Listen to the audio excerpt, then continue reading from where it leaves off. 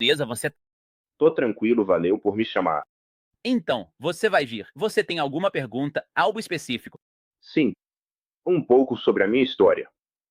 Eu sou do Reino Unido. Sim, tenho uns 50 anos. Então, me tornei cristão quando tinha uns 20 anos. Mas também, tipo, eu tinha uns 15 anos e meio. Então, eu sempre tive dificuldades com a Trindade, né? Essa doutrina, que eu sei, não estava na Bíblia. Então, depois de uns 11 anos, eu deixei o cristianismo e, li muitos outros livros religiosos também. Eu li o Alcorão, li de cabo a rabo. Isso foi mais ou menos em uma semana, eu acho. Mas eu sempre estive ouvindo hinos daoístas do Reino Unido, sabe? Eu sempre. Não passa uma semana em que eu não ouça, talvez, uns dois, pregadores muçulmanos online. E eu ouço palestras. Mas uma coisa que me deixa perplexo é que eu ensino isso de forma mais intensa também, certo? Você não pode me deixar de fora porque provavelmente não me classificaria como muçulmano, mas eu ensino com mais força até 2018. Beleza. Mas o que eu sempre tive dificuldade é com o que eu considero práticas pré-islâmicas, que ainda são praticadas, digamos, por muçulmanos ortodoxos. Ou seja, circundando a Caaba, batendo na Pedra Negra, jogando pedras na coluna, sabe, em Meca. E eu não tenho muita certeza sobre, sabe, quais são as duas colinas que as pessoas correm entre. Eu sei que é para comemorar Ismail. Certo. Vamos lá. Eu quero te poupar tempo e também me poupar tempo, Carlos. Olha, Carlos, você acredita que o Alcorão é de Deus? Muhammad é o mensageiro. Sim, então, o profeta Muhammad é o mensageiro de Deus, o Alcorão é de Deus, e você acredita que o Alcorão está preservado. Isso é um fato histórico, de qualquer forma. O Alcorão está preservado da mesma forma. Certo. Agora, temos algo. Alá, Deus, revelou a um de seus mensageiros, o profeta Muhammad, que a paz esteja com ele, uma mensagem, ou seja, o Alcorão. E ele deu a ele uma revelação para ensinar ao povo como entender o Alcorão e como praticá-lo. O profeta e Alá no Alcorão nos dizem para fazer realizar, a peregrinação. Eu disse. Isso é um comando de Alá, com base no que acabamos de estabelecer, que este é o comando de Alá, de Deus. Se foi dado a Muhammad, Muhammad diz: você tem de fazer isso. Sim. Então, agora, como eu, ou qualquer ser humano, pode lutar, ou pensar que sabemos algo melhor do que o que Alá, o Criador do Universo, revelou que sabemos, com certeza, que são suas palavras, ele dizendo para fazer a peregrinação, ou ele dizendo para não fazer isso. Então eu acho que, se você entender essa regra geral, Carlos, é que se isso é de Deus, então por padrão, eu não posso argumentar contra algo que é de Deus. Agora, quando você fala dessas práticas pré-islâmicas, você está esquecendo de uma coisa importante. A ideia, sim, a ideia, de que o Islã já existia desde o começo, antes do profeta Muhammad, a ideia. Eu entendo. Eu concordo totalmente com isso. O tipo. Sim, estou chegando lá, estou chegando a um ponto. O ponto é: a primeira casa que foi estabelecida para o povo foi a Caaba, e então a Caaba foi construída novamente. As fundações que Abraão construiu sobre aquelas fundações da Caaba, então aquele lugar, a Caaba, estava lá desde o começo, é a primeira casa a ser estabelecida para o povo. Então não é como se isso fosse uma prática pré-islâmica que vem dos árabes pagãos. Tem muita gente confusa. Isso é anterior aos árabes pagãos, anterior a Abraão, até porque a casa é a primeira casa a ser construída para a humanidade. Então, o fato de os árabes pagãos considerarem isso um lugar sagrado não é uma prática pagã. Porque a única razão pela qual eles consideram isso um lugar sagrado é por causa de Abraão. E eles tinham vestígios de alguns dos ensinamentos de Abraão. E porque Abraão e seu filho Ismael são os que construíram a casa, e os árabes vêm da linhagem de Ismael. De qualquer forma, eles costumavam ter a Caaba em alta consideração. Então não havia politeísmo na Península Arábica até que um indivíduo chamado Amr ibn Luay N viajou e encontrou alguns dos pagãos. Ele viu alguns dos adoradores pagãos adorando ídolos.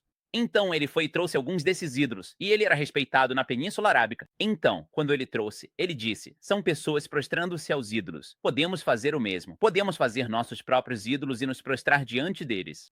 E foi assim que a religião dos árabes foi mudada. O profeta, que a paz esteja com ele, disse: eu vi Amr ibn al-Ad. Eu vi aquela pessoa chamada Amr ibn al-Aid no fogo do inferno, sendo arrastado, punido no fogo do inferno. E então o profeta disse: ele foi a primeira pessoa a mudar a religião dos árabes ao trazer o ídolo.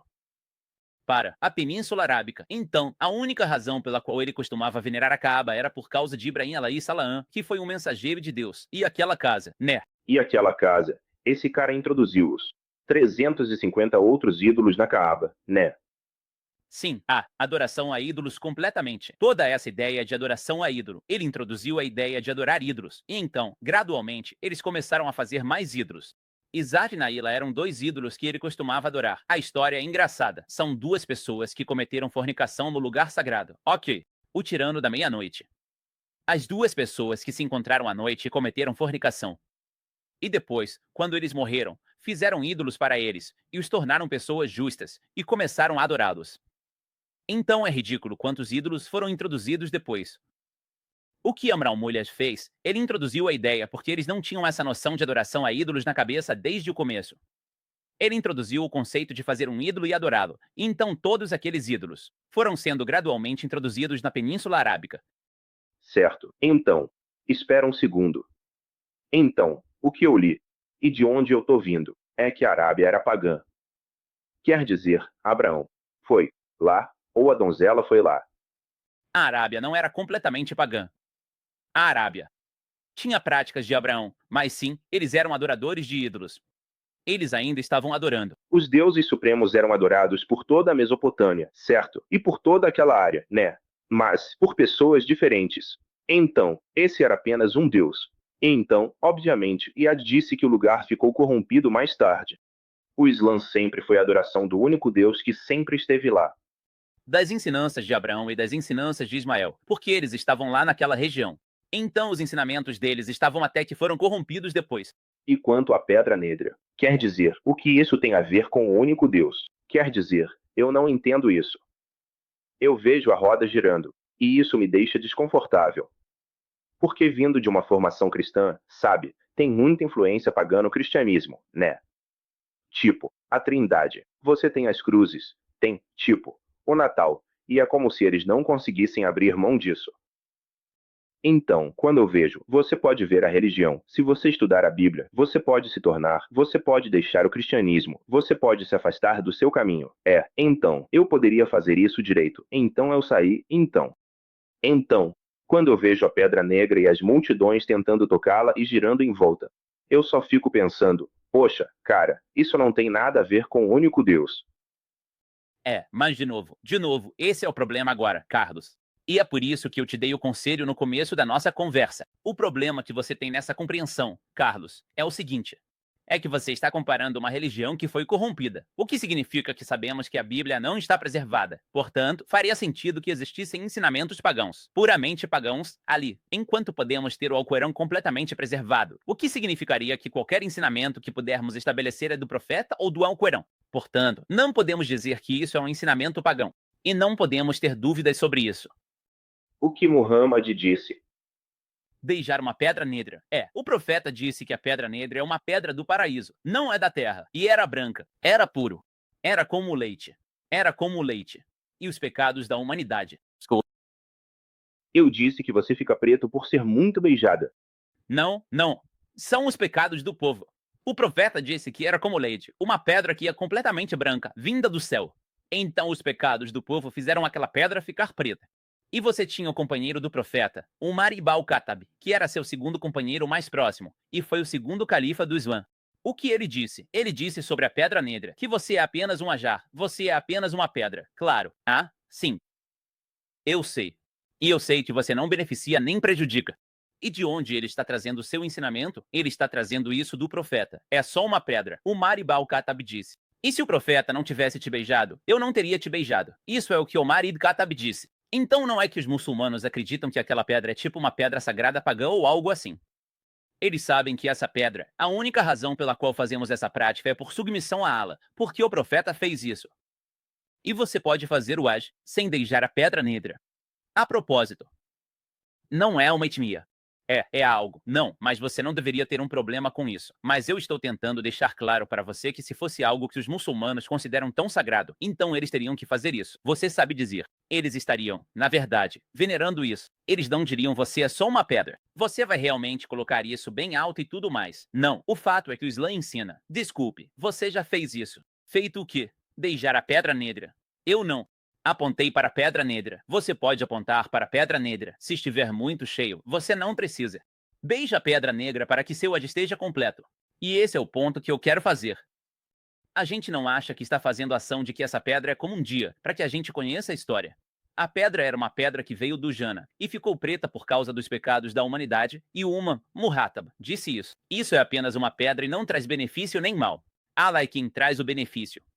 Quando eu faço qualquer ação, como lavar minha mão e fazer vudu, eu sou recompensado porque Allah me ordenou a fazer ação, e não a ação em si que me recompensa.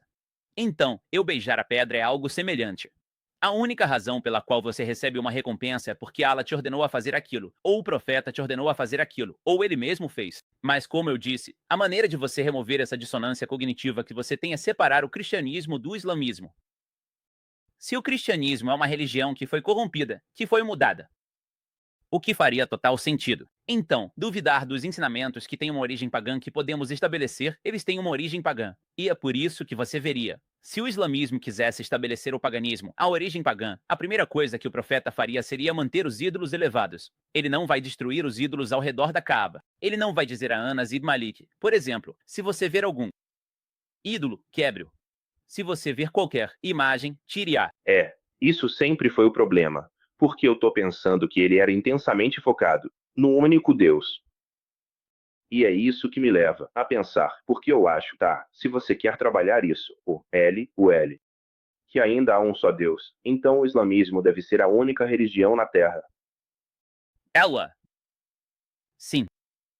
Sim, absolutamente.